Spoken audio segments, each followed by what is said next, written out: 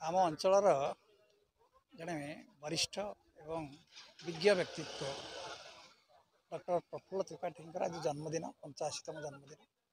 ये जन्मदिन को पालन करने आज ये कार्यक्रम आयोजित होता।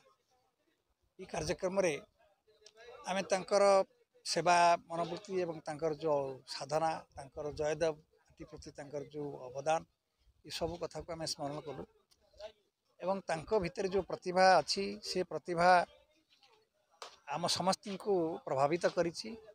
ये अंचल विकास पे से जो साधना करिसेंती ताको आम समस्ते काम रे लगेबा तांको सी कथा शिखिबार अच्छी एवं आज जो व्यक्ति माने अंचल पे किसी कार्य करछंती से मानू को आम अनुष्ठान तरफ संवर्धित करा जायछि। गोटे साधु उद्यम ये कार्यक्रम द्वारा अन्य माने मध्य उत्साहित हेबे एवं अंचल पे काम करिबा पई कि सेमान भितर प्रेरणा आसे। जय जगन्नाथ।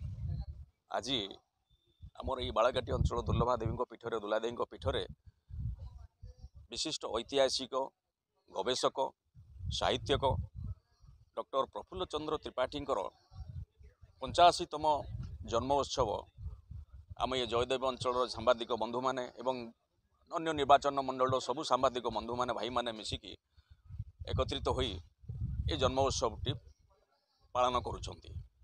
तांको विषय रे से एक ज्ञानी लोक विज्ञ लोक तांको विषय आम जेते कहिबा तथा भी कम हम।